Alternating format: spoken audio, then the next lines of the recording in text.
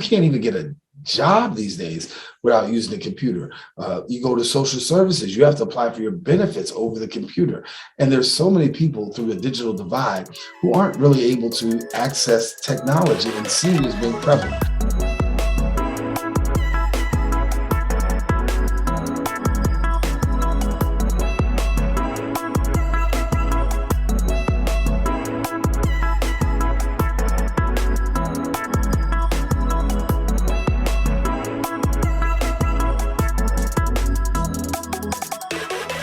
Hello, and welcome to L.E.A.P podcast, where we link, empower, access, and provide community resources and information for healthy living, both physically and mentally. My name is Tasha Washington, Community Outreach Coordinator for the L.E.A.P program. Today's special guest for our first podcast is the Reverend Daren Jaime, President and Founder of the People's Community Development Corporation. Reverend Jaime, how are you doing today? I'm doing good. How you doing? I'm doing good. So let's get right into it. What led you to create the People's Community Development Corporation? Well, years ago when we were here, I came and I was pastoring right here, and we had recognized that there were some real serious needs in our community. And when we looked around, what we found was that the community was blighted.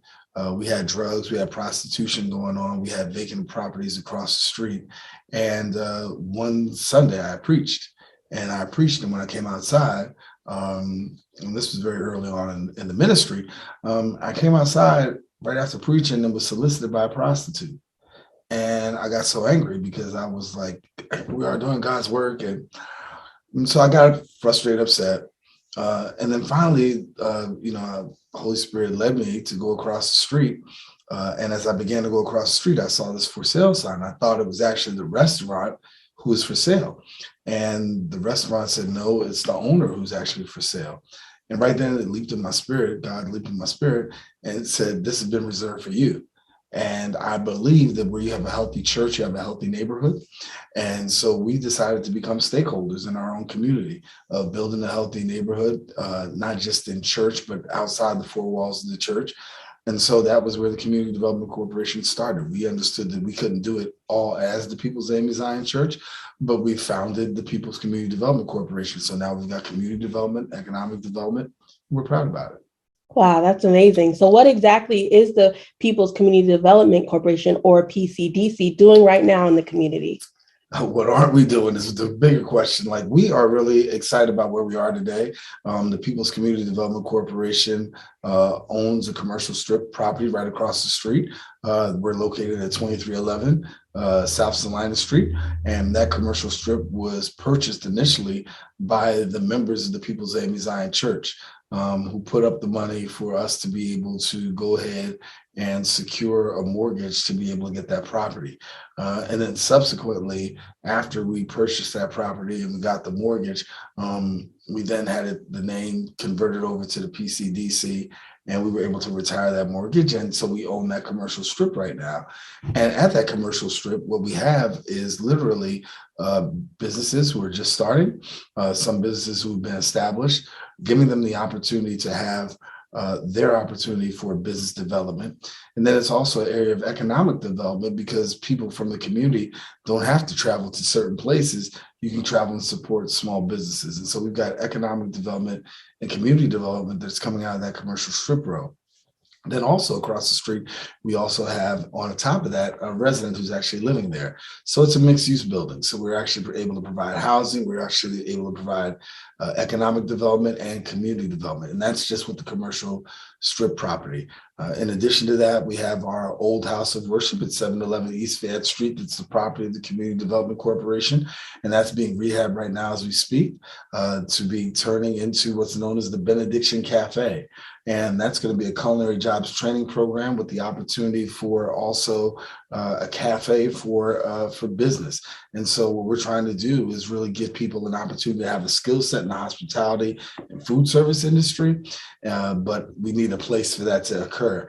And so many people wanted us to sell that building, get rid of that building.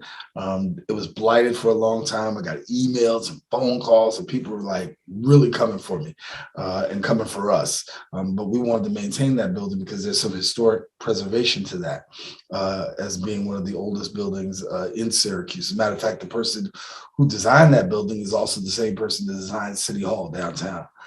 So we wanted to do that. And so that we're proud of the Benediction Cafe. And then here we are now with the L.E.A.P program. And the L.E.A.P program is another arm of what we do, where we're actually providing services to our community through emergency services. And then also through what you've got right here, this wonderful podcast. Awesome. So you mentioned the rapid response program. Can you tell us a little bit about the impact that has been made this year already? So rapid response is our opportunity through being able to receive this grant to help people in need. And we know that with the pandemic, there are a lot of people out there who are really suffering with housing issues, employment issues, and just economic issues. And so the PCDC had a rapid response grant that was designed to really providing gap funding for people who may have needs. And so we've been able to help those who've been in a flood. We've been able to help people who've been in a fire. We've been able to help single parents who lost their jobs. We've had people who have been unemployed and underemployed, who just may need just a hand up. And all we ask is that we give the money to them. They present their emergency need. We give them what they need, and then we ask them to come on back at one juncture or another to be able to pay it forward. If you want to write us a check to do something to help us with that, that's one thing. But there's other community service that you can give and render, right? And we want to be able to pay it forward. And so the Rapid Response Fund has been designed on trying to help people in their hardest of times. And we know that in this pandemic, a lot of people are going through, and we're just glad that we can be able to be a resource to help people through. Wow, that's amazing. Now, I know with the pandemic, another challenge arose, which was technology. So we have a lending library. Can you tell us about the lending library and the vision that you have with that? Well, I understood before the pandemic. I always said before the pandemic, seniors are some of the greatest people. And I know that what it is to become older, and sometimes you can become set in your ways, right? But we understand the older that an individual becomes, sometimes the more the need increases for certain things. And we live now in a more technologically advanced society. Technology is the way to go. From your smartphone to whether you're Apple or Android, I'm not throwing no shade, but you got your phone, you got Bluetooth, and we understand right now with computers and technology that this is the way to go. You can't even get a job these days without using a computer. You go to social services, you have to apply for your benefits over the computer.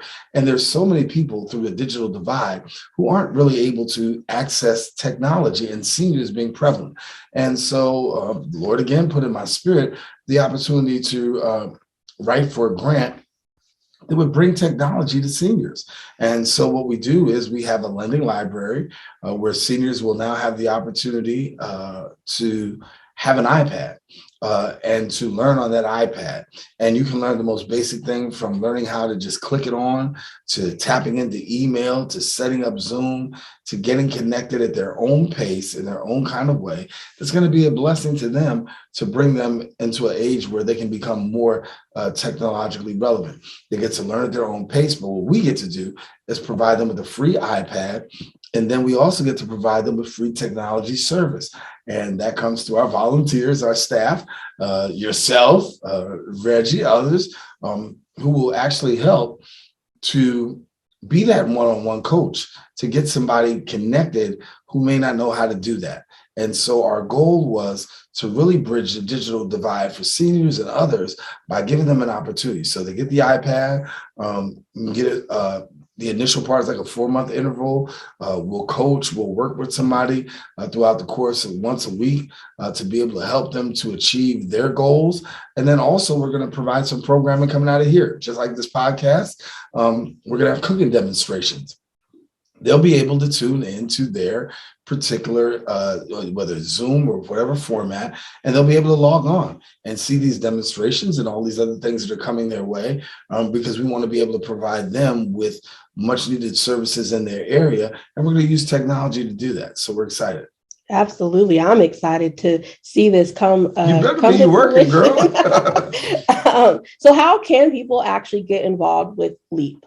Well, if you want to find out more about our program, certainly we encourage you to, get connected, and you can get to us on phone 315-498-1238. I got so many numbers in my head, I didn't want to blow that. 315-498-1238. You can call there and you can be connected. There you can speak to either Reggie or yourself, Tasha Washington. As a matter of fact, Reggie Washington and Tasha Washington Reggie's our executive director, Tasha's our community outreach director. And yes, we will say there is no relation. They just have the same last name, but they're going to do their name some good working together. Amen. But no, you can call them at that number, find out about the programs, find out about the services. We've about exhausted the rapid response funds. We're excited about that. But we're also knowing that demonstrates a huge need in our community. But with the lending library, with food, with all of those things, we ask you to just reach out to our LEAP program, and we'll be glad to get you connected if we can. Awesome. So as we begin to wrap up, tell us what the mission of the PCDC is. Well, we wanted to actually be a haven of hope, of help, of healing, resources. And the beauty is, what I love about the PCDC is that we may not be able to do it all, but at least we can point you in the direction of somebody who can help, right? And access to resources is huge. That's a big gap in our community. So we want to be able to fill the gap. So if somebody needs some help, we may not be able to help them to directly, but we can link them. And that's what we want to do. And we want to just continue to be that. We want to be that in our community development. We want to be that in our economic development. We want to be that in programming that meets the needs of our community. We started out with our seniors because they're the most vulnerable population, and we want to tackle social isolation coming out of this pandemic.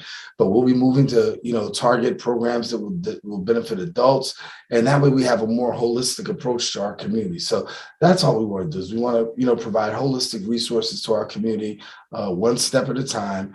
And we're grateful for what we've done, but we're excited for what we're about to do. As you mentioned that, and as we continue into this new normal, what is your ultimate vision for the PCDC?